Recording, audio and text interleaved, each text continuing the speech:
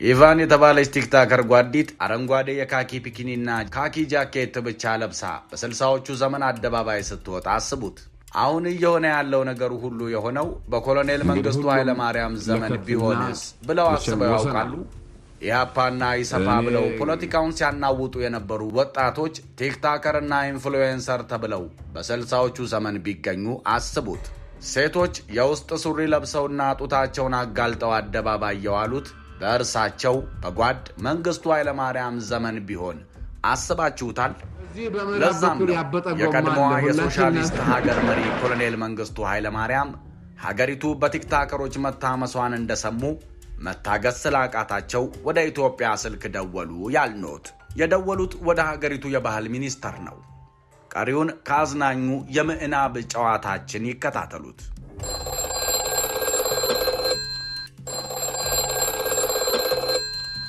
ሃሎ ጓድ ሚኒስተር። ሰላም ኖት ጓድ መንግስቱ? ምንድነው የምሰማው ነገር ጓድ? ሰላምታ አይቀድምም ጓድ ኮሎኔል። ሀገር ሰላማታ እኔ እናንተ ሰላም ብንባባል ምን ይፈቅዳል ጓድ? ምን ሰምተው ነው ደግሞ? ምን ሰምተው ነው? ሀገሪቱ በሰግጥና ፈመስ ፖለቲካ አቅሉ አንስታ እያየኋት እዛም ደረሰ ወሬው። ዓለም አይደለም እንዴ ሰማው? ፎርዛት ማተር ሰዎቹ እነማን ናቸው? ቲክታከሮቹ። ምኖቹ? ቲክታከር ነው የሚባሉት። ምንም ሊባሉ ይችላሉ። እኔ የምጠይቀው የፖለቲካ አቋማቸው ምንድን ነው? ራይት ዊንግ ወይስ ሌፍት ዊንግ ናቸው? አይ እንዲህ አይነት አቋም እንኳ ያላቸው አይመስልም። አሃ መሃል ሰፋሪ ናቸው? አይመስለኝም። ፎርዛት ማተር ግራ ዘመም እንደሆኑ ይገባኛል። ሊበራል ነኝ እያሉ የሚመጻደቁ ውጫጮች ናቸው አይደለም? ባህል ምን ያደርጋል እየከረረ ይበጠሳል፣ ላላ ብለን እንኑር፣ ሀገር እንበጥበጥ ነው አይደለም የሚሉት? እርግጠኛ ነኝ እርሶ ስለሚሉት ነገር ምንም የሚያውቁት ጉዳይ አይኖርም። ፎርዛት ማተር የላካቸው አካል አለ ማለት ነው። አሜሪካ ነች፣ የምዕራባውያን ወጥመድ ነው አይደለም ጓድ? አንፎርቹኔትሊ ቲክቶክን እንኳን የሰራችው ቻይና ነች። ኖ ኔቨር፣ በፍጹም። የቻይና ኮሚኒስት ወዳጆቻችን እንዲህ ያለ የተግማማ ነገር አይሰሩም። ሰርተዋል ጓድ መንግስቱ።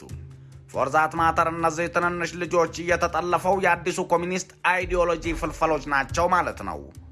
ጓድ መንግስቱ እመኑኝ፣ እነዚህ ልጆች ስለምንም አይነት አይዲዮሎጂ የሚያውቁት ነገር የለም። ምንም አያውቁም። ታዲያ ምንድን ናቸው እያልከኝ ነው? ኢንፍሉዌንሰር ነን ነው የሚሉት። ኢንፍሉዌንሰር? ተጽዕኖ ፈጣሪ? እንደዛ ነው ስማቸው። በዛ ላይ በሚሊዮን የሚቆጠር ሰው ይከተላቸዋል። የምርህን ነው?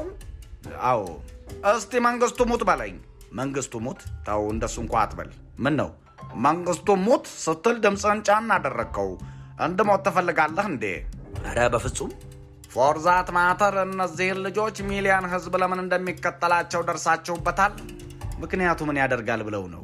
ያደርጋል እንጂ ጓድ ሚኒስተር። እኔ በሌኒኒዝም ማርክሲዝም አይዲዮሎጂ ሀገር ስመራ እኮ ወዶ የተከተለኝ የኢሰፓ አባል ብቻ ነው። እነዚህ ፍልፈሎች ግን የጠራ አይዲዮሎጂ እንኳን ሳይኖራቸው እንዴት ሚሊዮን ህዝብ ይከተላቸዋል? ዘመኑ ነው ጓድ መንግስቱ። ማን ነው ዘመኑ? መሪያቸው ነው? አይ ጊዜው ማለቴ ነው። እነሱ እንኳ መሪ የላቸውም። በእርግጥ አሁን ላይ ከፊት ያለው አዶናይ የሚባል ግለሰብ ነው። አዶናይ? አዎ። እንዴት ያለ ስም ነው? ምን ነው? አፍ ላይ የሚል መጠመጥ ስም ነው። ይሄ በፍጹም ለመሪነት የሚሆን ስም አይደለም። አታየኝም እንዴ? እኔን መንግስቱ ነው ስሜ። የሀገር መንግስት አስተዳዳሪ ነበርኩ።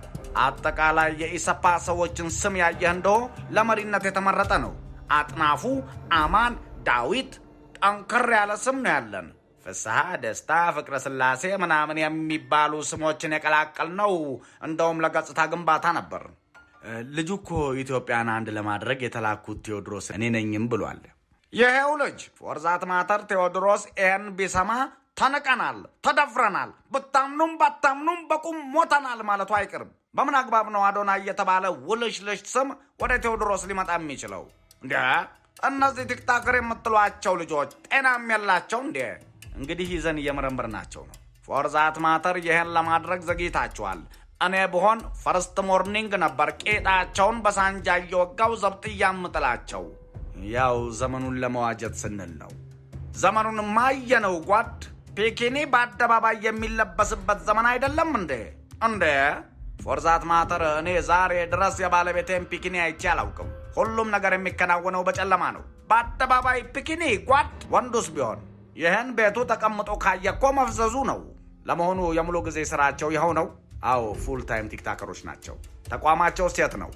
ቢሮ፣ ቢሮክራሲ ወዘተረፈ አላቸው? የላቸውም። ማህበራዊ ሚዲያ ላይ ነው የሚሰሩት። የህዝብ ማህበራዊ ፖለቲካ እንጂ ማህበራዊ ሚዲያ ምን ያደርግለታል ጓድ? ፎርዛት ማተር አሁን እንደተያዙ ሰምቻለሁ። ምን ልትቀጧቸው አሰባችሁ ታዲያ?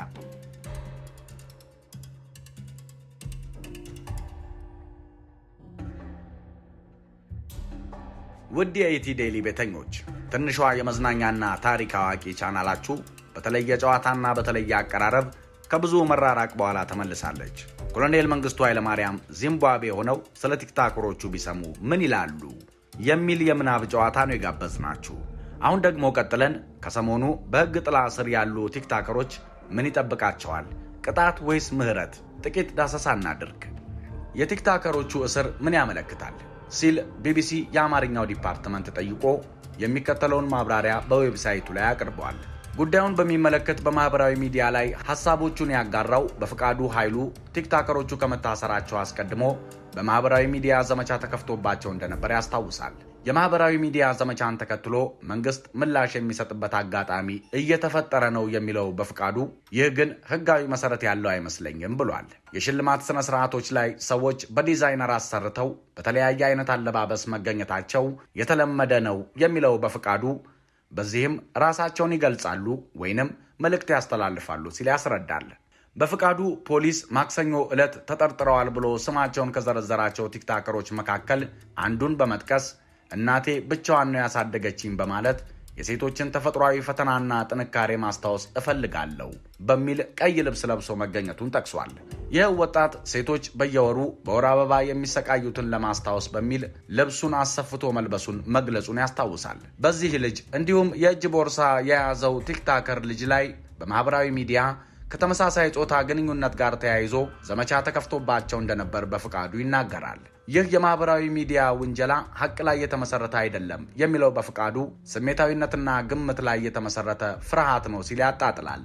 በፍቃዱ በእኔ እምነት የጸጥታ ኃይሎች ምላሽ የሰጡት ለዚህ ዘመቻ ነው ሲል ተናግሯል።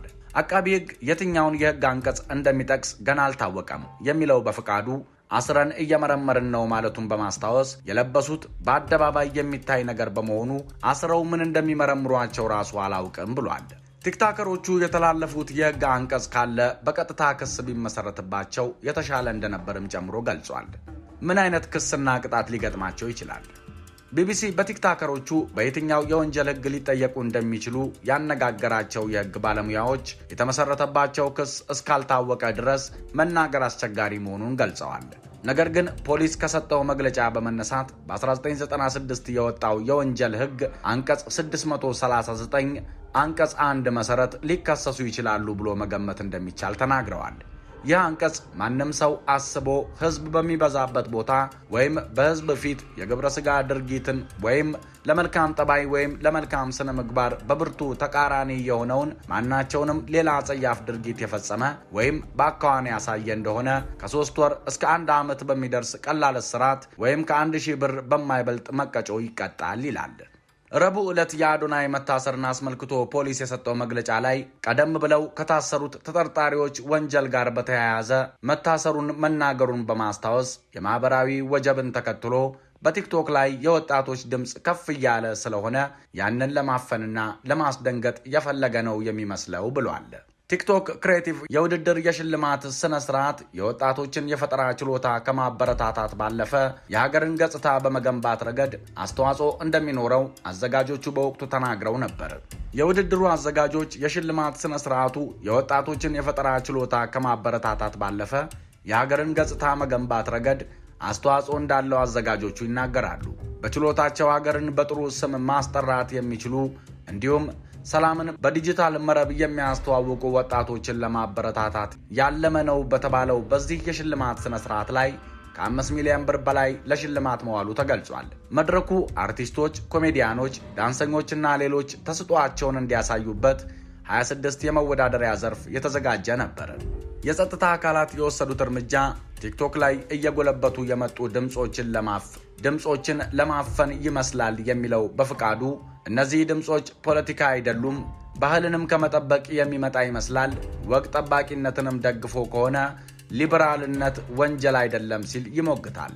ኢትዮጵያ ውስጥ ያሉት ወጣት ቲክቶከሮች ተጽዕኖ የመፍጠር አቅማቸው ከፍተኛ እየሆነና እያደገ በመጣ ቁጥር መንግስት ስጋት ሊገባው እንደሚችል ያለውን ግምት ይናገራል። እነዚህ አሁን በቁጥጥር ስር የዋሉ ቲክቶከሮች እንኳን ባይሆኑ እነርሱን የሚመለከቱና ያላቸውን ተጽዕኖ የሚረዱ ሌሎች ለዚህ ተግባር ሊያውሉት ይችላሉ የሚል ስጋት መንግስት ሊያድርበት እንደሚችል ያለውን ግምት ያስቀምጣል። መንግስት ቲክቶክ ከቁጥጥር ውጪ እንዳይወጣ እኔን ያየ ተቀጣ ለማለት እነዚህን በማሰር ሌሎቹን የሚያስፈራራበት እድል ይኖራል ሲልም ያብራራል። ውድ የትንሿ ቻናላችን ቤተሰቦች እርሶስ ቲክቶከሮቹ ምን ይጠብቃቸዋል ብለው ያስባሉ? እስቲ ሐሳባችንን እንወያይበት። እቺ ትንሿ የእናንተው የመዝናኛና የታሪክ ጨዋታ ቻናላችሁ ነች። አሁኑኑ ሰብስክራይብ አድርጋችሁ በሌላ ጨዋታ ጠብቋት። ሰላም።